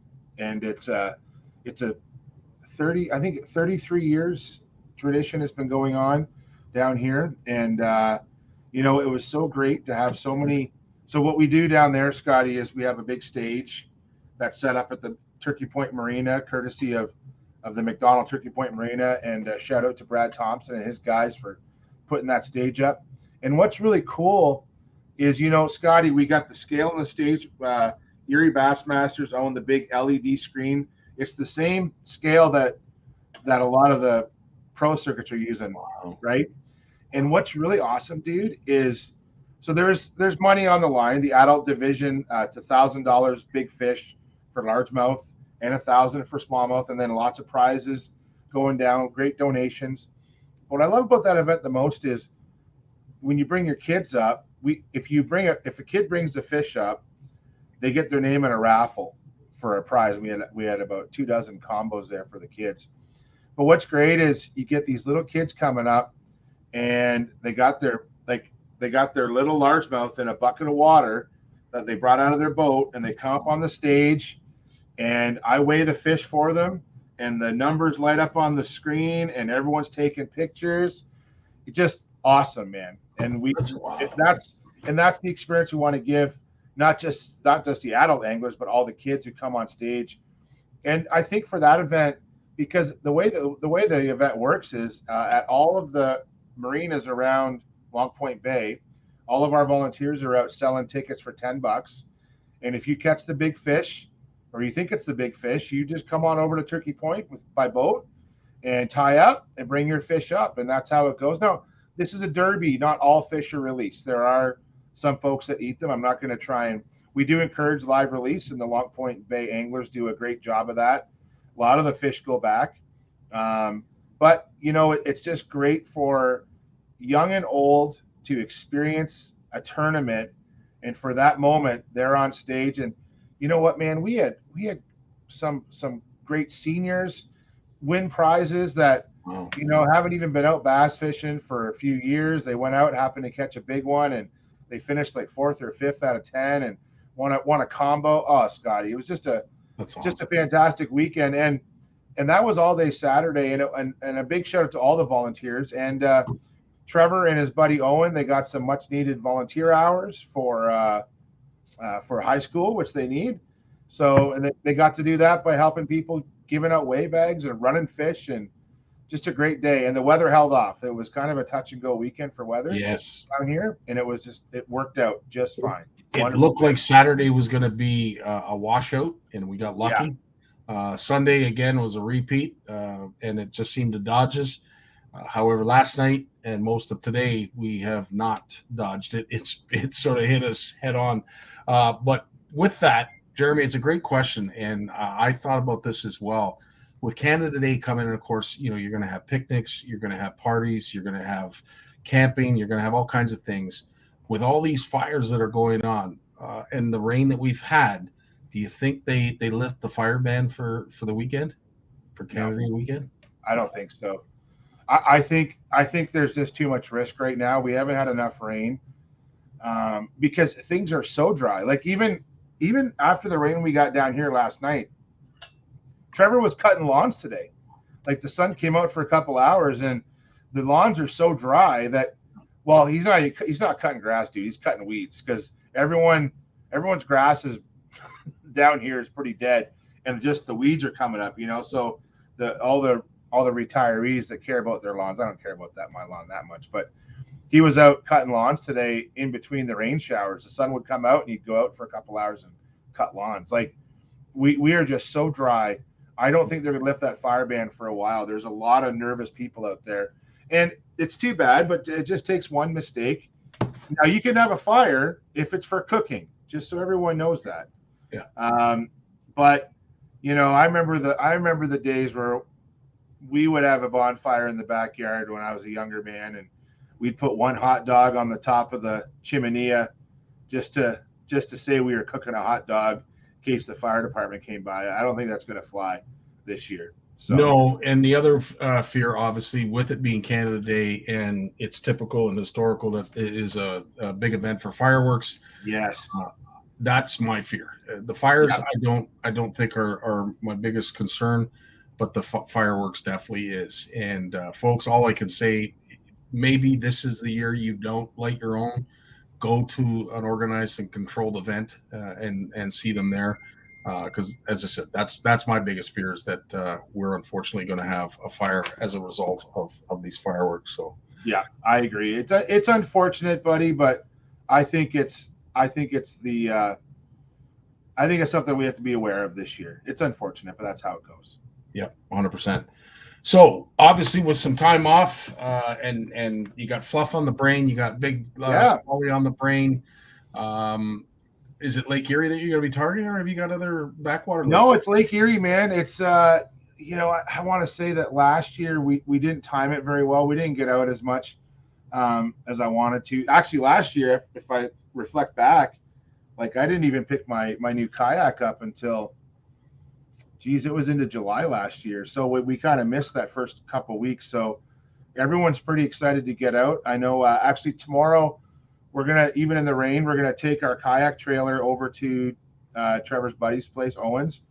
And I have a second bar for it. So in the rain tomorrow, we're going to try and get Owen's kayak on that trailer so we can run 3 kayaks, so that Owen can join us through the summer because his parents are working in that. And I just feel bad going fishing without Owen because Trevor and Owen are like peas in a pod. I'm just the chaperone and I'm the taxi. That's all good. I don't mind at all, as long as they let me catch a few fish. So yeah, we're gonna try and get Owen on the water this week with us, and then that'll be it. And then I'm hoping to look at the weather forecast. We're looking at northwest winds coming through Wednesday, and then Thursday, Friday look great. The long weekend looks good. Looks like for Southern Ontario, we're going to see some rain on Sunday. That's the forecast right now, but the long weekend looks great. So, get out fishing, everybody, while you can, because I can't believe how fast, dude, we are already almost July 1st.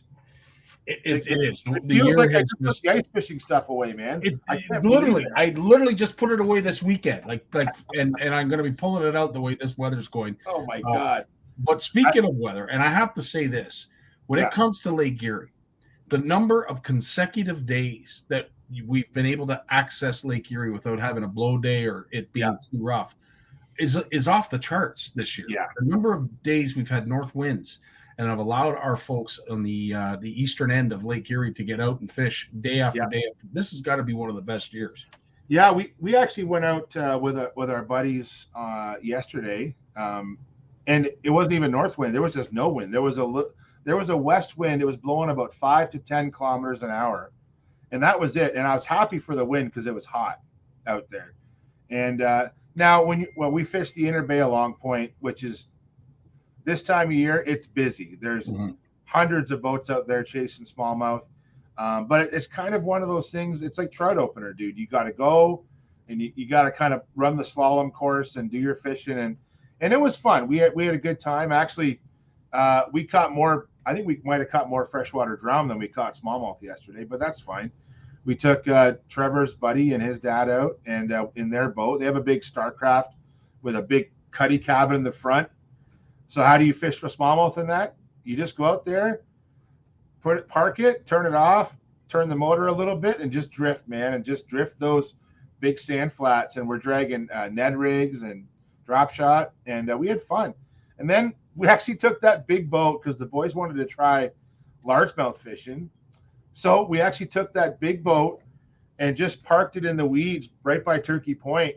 And, the pike and largemouth were chewing a bit too. So it was a lot of fun. We had a good time in a boat that's not made for bass fishing. It's made for trolling walleyes out off Bluffs Bar in Long Point Bay, right, Scotty? But speaking of which, I will see this. We have been doing our fair share of trolling and washing baits every Thursday in that league that I'm in. And I'm amazed at the number of smallmouth that we're catching. I'm equally amazed at the number of freshwater drum we're catching.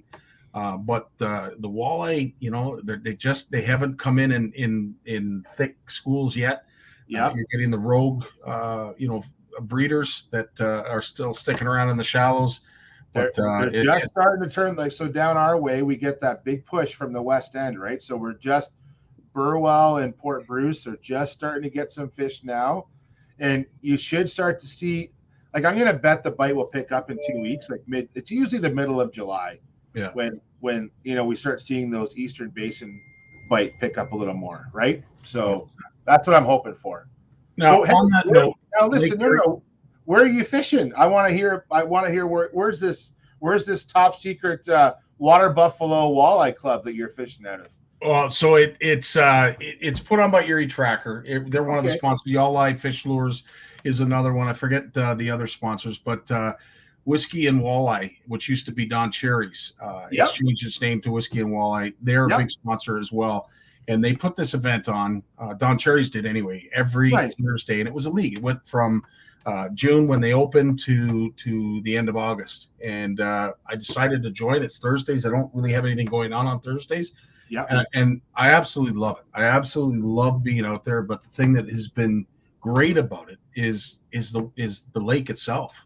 It's been completely fishable. Boating and fighting waves and wind has not been the case. And we've had 3 consecutive weeks where it's been fantastic to be out there. And just so anglers realize this, if you want to fish the big lakes, this is the time, because even looking at long-term wind data, wind speeds across all of Ontario and even in the prairies, all the wind speeds in the northern hemisphere will peak like in December, January, and then the lowest time is July and August, like literally. So not every day is flat, but this is your best time of year to get out there and experience the big water if you can. Speaking of big water, George is suggesting that instead of pushing catch and release as much as we do, that it's important to show that harvesting from wild fish stocks that are sustainable is part of a healthy lifestyle as well. Great comment, George. Well, and George, to add to that too, I think that with the price of groceries and things right now, like I think a little more sustainability in terms of, being able to just keep your catch and as long as you're with, we're not being greedy, you're within your limits, within your rights. I say it's fair game right now, pun intended. Like, put a few fish in the freezer. Nothing wrong with eating a few bass now and then. It's not my favorite thing to eat, but at the same time, I have no problem eating a few perch and, of course, walleye, George. Those poor walleye are just too damn tasty. They are. And the other thing too is with social media, and of course George is talking about social media and how it's been important for folks that are not complying to regulations. It's also been as important when it comes to how to prepare your fish. There are more recipes being shared on Facebook, TikTok, Instagram, you name it, than I've ever seen before. And it doesn't matter what time of day it is, my mouth is watering every time I see it. Yeah, it's honestly incredible how, like, if you really want it. Now, we've gone through this about eating too much. It's all moderation too, right? Yeah. So, we've had full shows on, what not to do, because we've had issues of mercury poisoning with certain individuals that we've talked about. So it's all in moderation. I don't care what lake you're taking it from. To have a few meals a month of fish is fine. But don't go overboard with it. Oh yeah, right, George. Meals out of a muskie. Hey, I saw guys clean. I hate to say this because I don't want to sound like I'm high and mighty, but I saw some dudes catching and cleaning bowfin this week in Long Point. Yeah, bowfin. I don't know about eating a bowfin. I just think where they live, it would be pretty swampy tasting meat. But wow. Hey, that's what it is. But you know what? They're not, you're spreading it around. There's a lot of fish out there that aren't game fish that are the flesh is good, right? Yeah. So yeah. To your point too, if anybody listens or follows to Joe Rogan, he went on a seafood kick himself, and I think it was for a week. And after that week of eating nothing but seafood, his doctor told him, your mercury count is through the roof. You need to cut back. So everything in moderation. Doesn't matter if it's fresh water or salt water. Mercury seems to be everywhere. Moderate. Wow, they. Yeah, 100%. Oh, Jeremy's saying bowfin is great. There we go. I don't know. I just couldn't imagine eating a bowfin. But the flesh. Like I've had to preserve bowfin, so I've had to not fillet them, but I've cut them open before for work. And their flesh is pretty pliable. Like it looks like a good fish to eat, to be honest. I just wonder if it would take up the taste. But yeah, if you're going to soak it in buttermilk, that's a great idea, Jerry. I know a lot of people that soak all their fish in buttermilk. It doesn't matter what they're eating. So I don't do that, but maybe I should. No, I will do it for bass. If I'm going to cook a bass, right. I like to soak it in milk overnight. It does take that gamey taste out, but depending on, as Jay said, the time of year, temperature of water, where this fish is inhabiting most of its time, does have a lot to do with the texture and taste of the meat. So the cooler months are better, in my opinion, to eat fish. Jeremy, you're dating yourself, buddy, making Don Rickles jokes. Come on, man. Just kidding. I get it. Now, since everyone has talked about fluff, have you done your fair share of fluff fishing yourself? I really have not. I've played around with it. Like, I was thinking about that this weekend. I can remember fishing Long Point Bay.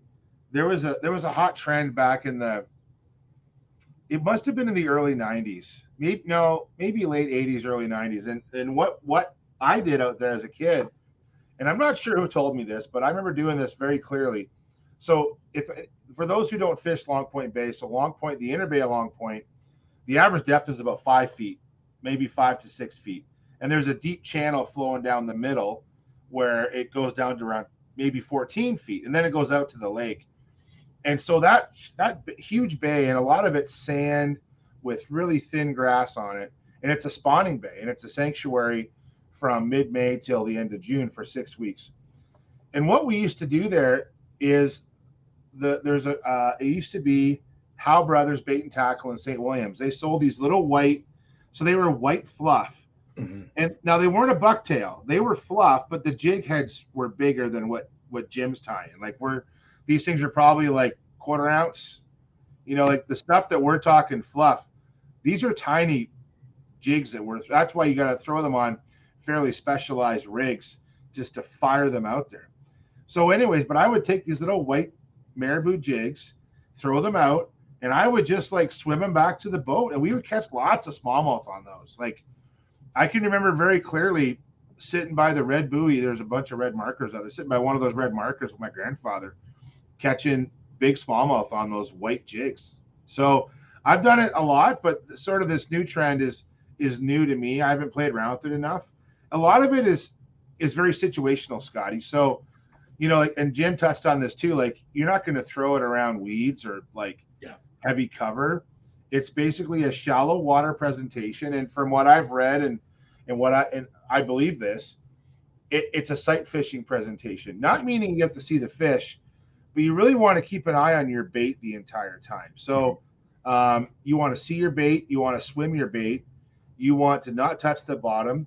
So good glasses, good weather conditions are going to help you to swim that. I don't think it's a presentation you're going to want to fish on a rough day.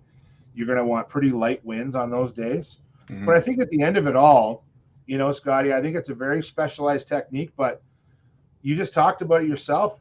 You know, you get those flat days, and those flat days can be hard fishing. So where we'll go out and fish for smallmouth on those glass calm days, and sometimes you can't get them to bite. They're super spooky. You got to make these long casts. Like we'll downsize. We'll go to small swim baits, small jerk baits. I'll throw chatter baits, but everything's downsized for them. But what's nice about the fluff is that it's just that little snack for them, right? But you need to get it far away from the boat. So you need that long rod. You need that light line, you know, and a really light braid. Like we're talking, you know, less than 10-pound braid, as low as 5-pound test braid, just because the thinner the braid, the further you can cast it. But on these limp rods that you're throwing these on, it allows you two things. It allows you to get the distance for a small bait. It also allows you just to get it away from you, from the boat. You want to get that thing as far away from the boat as you can, because I think the fish are extra spooky. And from what I've talked with buddies who do this, like it is a shallow water presentation. Like if you can't see your bait, because what will happen is I had a long talk with a buddy last week about this. When you're swimming the fluff towards you and you see it, and why I think black is great, because black sticks out against a light bottom. So you're watching the black and you'll see a smallmouth come up to it. So you're reeling and you just change your cadence. Like basically what you don't want to stop, but I think you just want to slow down just a little bit so that it's keeping pace with you. Then that bait slows down and then the fish and the bait connect, right? So there's all these little nuances to it, and I'm really hoping to really put it to work this week. Looking forward to seeing some of the picks, because I guarantee you're going to find. Yeah, George, that's true. So like, yeah, some of the small, like the spark shad and swim baits like that, like you using the same type of rod, you know, to throw these little 2-inch, 2.5-inch swim baits. You need, basically it's the same rod. Like I love throwing, if I can get away with it, I love throwing swim baits for smallmouth on a bait caster. 100%. What I do is I'm using 10-pound fluoro, 10 or 12-pound fluoro, and because I want to be able to fight that fish effectively. It goes back to what Gord was talking about. You know, we're using the appropriate tackle for the size of fish, and so on Erie, these big smallmouth, like it's not uncommon to catch 4 to 5 pound smallmouth out there. I don't want to fight them on a spinning rod if I can avoid it. But sometimes I can't. Sometimes to get those fish to bite, I need to make longer casts, which leads itself to spinning tackle. So I want to experiment more with some of this finesse fishing. This what is it? I'm losing my mind today. But these finesse bait casting outfits, Scotty, that are designed to throw small baits. I just haven't played around with them enough. But I think that's where we're going to head with not throwing fluff, but some of these small swim baits. BFS. Thanks, Sonia. I'm losing my mind. I will say this though, it is starting to appear to me anyway that the smaller the bait, the better the chance you are getting hooked up. Yeah, I agree, and I think that that's why I think these BFS systems are really going to shine on some of these smallmouth lakes where you can really get a small bait and present it well to a fish, so you go from having to use, like, to make a decent cast with a regular bait caster, even with a good bait caster, you still, it's hard throwing thing less than about a quarter ounce. Yeah. Any amount of distance. So if we can, now we're getting into these specialized combos where we can throw 1/8 and 1/16 ounce baits. That I think there's a good spot for that in people's arsenal, especially if you're fishing the Great Lakes or Northern Lakes that are really clear. I think there's a place for it. Yeah, 100%. And with the Northern Lakes being darker, would you suggest still using black or brown, or would you go to a white color?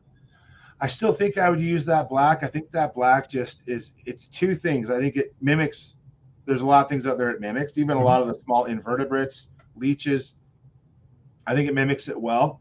And I think the black stands out. I think the black you can see from a distance. And I think that a big thing too, good polarized glasses. You really need good polarized glasses to fish these small baits effectively, because you want to see what your bait's doing and also see who's following it. And I think that I'm a big fan of, I've been using Costas for years. I use the glass ones. Everyone will say they're too expensive. To be honest, they last me a long time because the glass is so abrasion resistant. The quality of the glass is really good. There's other brands out there, but it's like anything. You should buy what you can afford. Yeah. But I think that a good glass lens goes way further for us. And I think that having a good all-around lens, like I will use an amber lens on darker days, but even on bright days, I'll keep a set of amber lens glasses in my case, because even though it's hard on my eyes when it's really bright, like when I have blue eyes, so I'm very sensitive to bright sun, but those amber lenses really give you a lot of contrast. And so I'll use them some days, even on sunny days, but I go with, my lenses are a green lens. So it's a good in between for cloudy and sunny days. That's the lens I prefer to use. And on that topic, because a lot of folks have asked when it comes to polarized glasses that it has to be that yellow tinge or that yellow color to be an effective lens to look through when it comes to polarization. Is that true? Or because like you have blues out there, as you said, you got greens, you've got reds, you've got your yellows, but like, do all colors work the same, or is it just personal preference? So I'm no expert on it, but I will say this. So when I fish for a lot of steelhead in the fall, a lot of the places I fish, Scotty, are very small streams and it's well shaded. So I use an amber lens, and the amber lenses will give you a lot of contrast. They allow more light into your eyes and through the lens to see more. A blue lens is the opposite end of that. A blue lens is trying to block a lot of that light. The blue lenses are really designed for fishing in marine waters or even on Great Lakes on really sunny, calm days. If you really spend time on the water a lot, you will find that you could almost have as many pairs of sunglasses as you have favorite combos. But I think if you wanted to get, it also depends on your eyes and what you're used to. So, but the ones I like, so on sunny days, I like a gray or a charcoal lens. And then I like the green ones for all around, and I like amber for dark days. And I'll often bring 2 to 3 pairs of glasses with me on the water. If I see what the conditions are going to be like and they're going to be variable during the day, I'll bring 2 or 3 pairs with me in my kit, because that morning topwater bite, I'll start out with my amber lenses. I can see things a lot better. And then as that sun gets up over the trees and it gets brighter, I'll switch to my green lenses.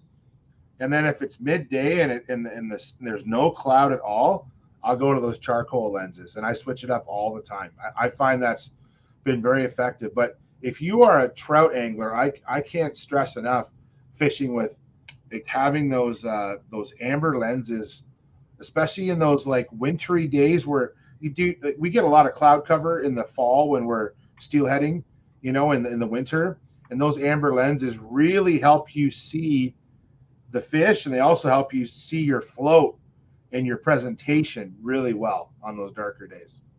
Great advice as always, Jay. Was there anything else that you wanted to touch on before we go tonight? No, man, I'm good. That was great. Thanks. Sorry for not getting on time. No worries. Dude, I'm just trying to get a lot of stuff done around here this week, taking advantage of a week at home. Listen, Jay, and on behalf of all of us, dude, we really thank you for your time. Again, just like the other two, you bring such an element to our show, and we'd be lost without you, my friend. My pleasure. Thanks, everyone. Thanks for having me, Scotty. And go fishing this weekend, please. Enjoy the long weekend, and we'll see everyone next Monday. Right on, buddy. You take care. Have yourself a great week. All the best, Jay. And that's it for another show. I can't believe it. 2 hours just goes by like this. And I appreciate the fact that all of you stayed, because 2 hours is a long time. We really appreciate our featured guests who provide us an incredible amount of info when it comes to fishing and things that we need to know that maybe we don't. Maybe we're too afraid to ask. Doesn't matter. Regardless, come here, ask the questions. It's easy, and you won't be judged or ridiculed. I can assure you that. Folks, have yourself a great week. We will be here tomorrow, Fraternity Tuesday, with Mike Console, talking about what the fish count is. Can't wait to hear what the fish count is after week number 3. So I can have nothing more to say. Folks, you have yourself a week. Love you all. Dave, take us away. Well, as much as I hate to admit it, I guess we've run out of time. So I've enjoyed it, but I'm going to do something I haven't done since season 1. Turn out the lights, the party's over.